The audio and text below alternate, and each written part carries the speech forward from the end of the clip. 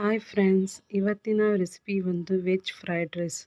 ಇದು ರುಚಿಯಂತೂ ತುಂಬಾ ಚೆನ್ನಾಗಿರುತ್ತೆ. ಹೊರಗಡೆ ಎಲ್ಲ ನಾವು ಯೂಶ್ವಲಾಗಿ ತಿನ್ನೋದಕ್ಕಿಂತ ಮನೆಯಲ್ಲೇ ಆರೋಗ್ಯವಾಗಿ ಮಾಡಿಕೊಂಡು ತಿಂದರೆ ತುಂಬಾ ಟೇಸ್ಟಿಯಾಗಿರುತ್ತೆ ಮತ್ತು ಆರೋಗ್ಯಕ್ಕೂ ಒಳ್ಳೆಯದಾಗಿರುತ್ತೆ. ಮೊದಲಿಗೆ ನಾನಿಲ್ಲಿ ಒಂದು ಬಾಣಲೆಗೆ ಸ್ವಲ್ಪ ಆಯಿಲ್ ಯೂಸ್ ಮಾಡ್ಕೊಂಡಿದ್ದೀನಿ, ಒಂದು ಅರ್ಧ ಬಟ್ಲಷ್ಟು. ಅದಕ್ಕೇ ಒಂದು ಮೀಡಿಯಮ್ ಗಾತ್ರದ್ದು ಒಂದು ಈರುಳ್ಳಿನ ಸಣ್ಣದಾಗಿ ಹೆಚ್ಕೊಂಡು ಸೇರಿಸ್ಕೊತಾ ಇದ್ದೀನಿ. ಇದನ್ನು ಕೂಡ ಹಸಿ ವಾಸನೆ ಹೋಗೋ ಥರ ಚೆನ್ನಾಗಿ ಫ್ರೈ ಮಾಡ್ಕೋಬೇಕು.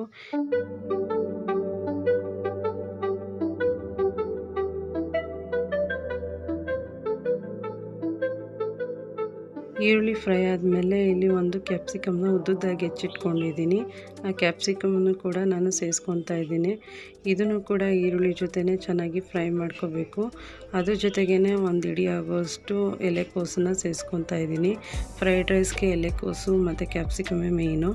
ಮತ್ತು ಸ್ವಲ್ಪ ಒಂದು ಚಿಕ್ಕದು ಕ್ಯಾರೆಟನ್ನು ಕೂಡ ಉದ್ದುದ್ದಾಗಿ ಹೆಚ್ಕೊಂಡು ಸೇರಿಸ್ಕೊತಾ ಇದ್ದೀನಿ. ಇದ್ರ ಜೊತೆಗೇನು ಕೂಡ ನಾನು ಸ್ವಲ್ಪ ಬೀನ್ಸ್ನ ಕೂಡ ಕಟ್ ಮಾಡಿಕೊಂಡು ಸೇರಿಸ್ಕೊತಾ ಇದ್ದೀನಿ. ಇದಷ್ಟು ತರಕಾರಿಗಳನ್ನ ನಾವು ಚೆನ್ನಾಗಿ ಆದಷ್ಟು ಹಸಿ ವಾಸನೆ ಹೋಗೋ ಥರ ಚೆನ್ನಾಗಿ ಫ್ರೈ ಮಾಡ್ಕೋಬೇಕು. ಈ ತರಕಾರಿಗಳೆಲ್ಲ ಚೆನ್ನಾಗಿ ಫ್ರೈ ಆದಷ್ಟು ನಮಗೆ ಒಳ್ಳೆ ಟೇಸ್ಟ್ ಕೊಡುತ್ತೆ ಫ್ರೈಡ್ ರೈಸು.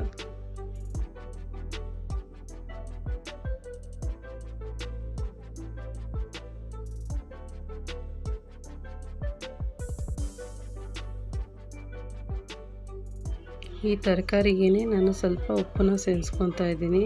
ತರಕಾರಿಗೆ ಎಷ್ಟು ಬೇಕೋ ಅಷ್ಟು ಉಪ್ಪು ಮಾತ್ರ ನಾನು ಸೇರಿಸ್ಕೊಂಡಿದ್ದೀನಿ. ಏಕೆಂದರೆ ಸಪ್ಪೆ ಅನಿಸ್ಬಾರ್ದಲ್ವ ವೆಜಿಟೇಬಲ್ಸ್ ಎಲ್ಲ ತಿನ್ನಬೇಕಾದ್ರೆ. ಅದಕ್ಕೆ ನಾನು ಇನ್ನು ಸ್ವಲ್ಪ ಉಪ್ಪನ್ನ ಸೇರಿಸ್ಕೊಂಡು ಚೆನ್ನಾಗಿ ಫ್ರೈ ಮಾಡ್ಕೊತಾ ಇದ್ದೀನಿ.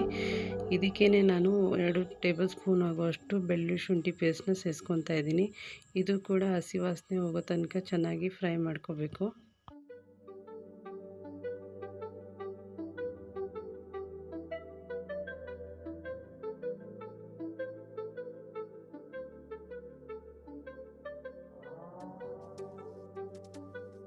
ತರಕಾರಿ ಎಲ್ಲ ಸ್ವಲ್ಪ ಫ್ರೈ ಆದಮೇಲೆ ಅದಕ್ಕೆ ನಾನು ಅಚ್ಕಾರದ ಪುಡಿನ 1 ಟೇಬಲ್ ಸ್ಪೂನ್ ಆಗೋಷ್ಟು ಇಲ್ಲಿ ಹಾಕೋತಾ ಇದ್ದೀನಿ. ಇದ್ರ ಜೊತೆಗೇ ನಾವು ಚಿಕನ್ ಮಸಾಲ ಅಂದರೆ ತೇಜು ಚಿಕನ್ ಮಸಾಲನ ಕೂಡ ಒಂದು ಅರ್ಧ ಟೇಬಲ್ ಸ್ಪೂನ್ ಆಗೋಷ್ಟು ಬಳಸ್ಕೊತಾ ಇದ್ದೀನಿ. ಮತ್ತು ಇದ್ರ ಜೊತೆಗೇ ನಾನು ಸ್ವಲ್ಪ ಸೋಯಾ ಸಾಸ್ನು ಕೂಡ ಇಲ್ಲಿ ಆ್ಯಡ್ ಮಾಡ್ಕೋತಾ ಇದ್ದೀನಿ. ಸೋಯಾ ಸಾಸು 1 ಟೇಬಲ್ ಸ್ಪೂನ್ ಆಗೋಷ್ಟು ನಾನಿಲ್ಲಿ ಸೇರಿಸ್ಕೊತಾ ಇದ್ದೀನಿ.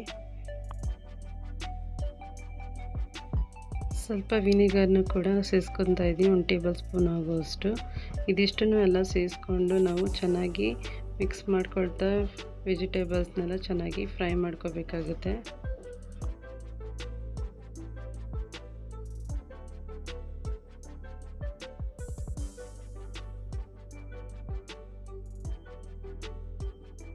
ವೆಜಿಟೇಬಲ್ಸ್ ಎಲ್ಲ ಫ್ರೈ ಆದಮೇಲೆ ಇದಕ್ಕೇ ನಾನು ಮೊದಲೇ ರೈಸ್ನ ಮಾಡಿಟ್ಕೊಂಡಿದ್ದೆ.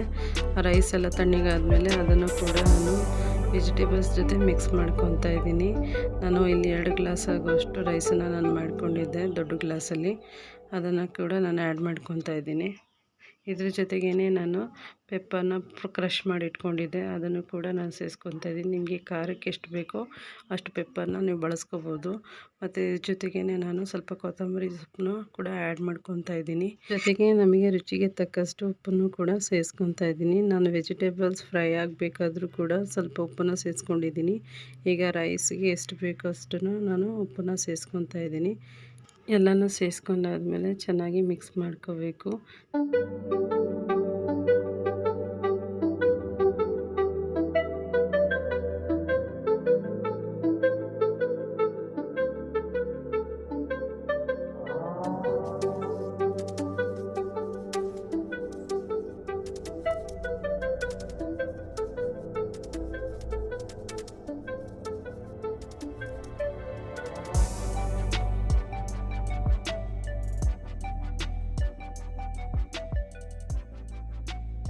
ಇದೆಲ್ಲ ಮಿಕ್ಸ್ ಆದಮೇಲೆ ನಾನು ಅರ್ಧ ಹೋಳು ನಿಂಬೆಹಣ್ಣನ್ನು ಗ್ಯಾಸ್ ಆಫ್ ಮಾಡಿಕೊಂಡು ಈಗ ನಿಂಬೆಹಣ್ಣು ಸೇರಿಸ್ಕೊತಾ ಇದ್ದೀನಿ. ನಿಂಬೆಹಣ್ಣು ಹಾಕಿದ್ರಂತೂ ಫ್ರೈಡ್ ರೈಸ್ ತುಂಬಾ ಟೇಸ್ಟಿಯಾಗಿ ಬರುತ್ತೆ. ನಾನು ಅಲ್ಲಿ ವಿನಿಗರ್ನು ಕೂಡ ಹಾಕಿದ್ದೀನಿ. ಇಲ್ಲಿ ಅರ್ಧ ಹೋಳಷ್ಟು ನಿಂಬೆಹಣ್ಣು ಕೂಡ ಬಳಸ್ಕೊತಾ ಇದ್ದೀನಿ. ಟೇಸ್ಟ್ ಅಂತೂ ತುಂಬಾ ಸಖತ್ತಾಗಿತ್ತು. ಮಿಸ್ ಮಾಡದೆ ಒಮ್ಮೆ ಟ್ರೈ ಮಾಡಿ. ಬಿಸಿ ಬಿಸಿಯಾದ ವೆಜ್ ಫ್ರೈಡ್ ರೈಸ್ ರೆಡಿಯಾಗಿದೆ. ಯಾವ ರೆಸ್ಟೋರೆಂಟ್ಗೆ ಏನು ಕಮ್ಮಿ ಇಲ್ಲ, ಅಷ್ಟು ಟೇಸ್ಟು ಸಖತ್ತಾಗಿರುತ್ತೆ. ನೀವು ಕೂಡ ಟ್ರೈ ಮಾಡಿ, ಕಮೆಂಟ್ ಮಾಡಿ. ಯಾರೆಲ್ಲ ಇನ್ನೂ ನನ್ನ ಚಾನಲ್ಗೆ ಸಬ್ಸ್ಕ್ರೈಬ್ ಆಗಿಲ್ವೋ ಸಬ್ಸ್ಕ್ರೈಬ್ ಮಾಡ್ಕೊಳ್ಳಿ, ಹಾಗೆ ಶೇರ್ ಮಾಡಿ. Thanks for watching.